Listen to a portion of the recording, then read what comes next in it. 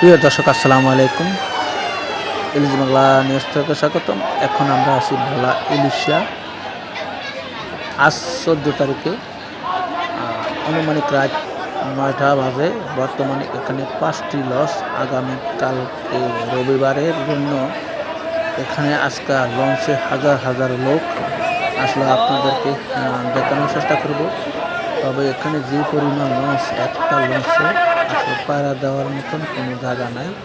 এখনও টার্মিনালে হাজার হাজার লোক আপনারা আসলে দেখানোর জন্য এখানে সবাই আসলে 12 তারিখের জাতীয় সংসদ নির্বাচনের জন্য আসলে সবাই দেশে গ্রামের বাড়িতে আসছিল যার যার পছন্দের মানুষকে ভোট দেওয়ার জন্য। তবে হাসি মুখে সবাই ভোট দিয়ে এখন আবার যার যার কর্মস্থলে ফিরে যাওয়ার জন্য রাজধানীতে যাওয়ার জন্য ভোলা ইলিশা লঞ্চ ঘাটে এখানে দীর্ঘ মানুষের লাইন দেখা যাচ্ছে।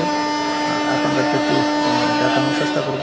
দেখেন কী পরিমাণ মানুষ আসলে এখানে লঞ্চ টার্মিনালে এখানে মানে পাড়া দেওয়ার মতন কোনো জায়গা নেই। আসলে আজকে এই পর্যন্ত ভোলা ইলিশা লঞ্চ ঘাট থেকে।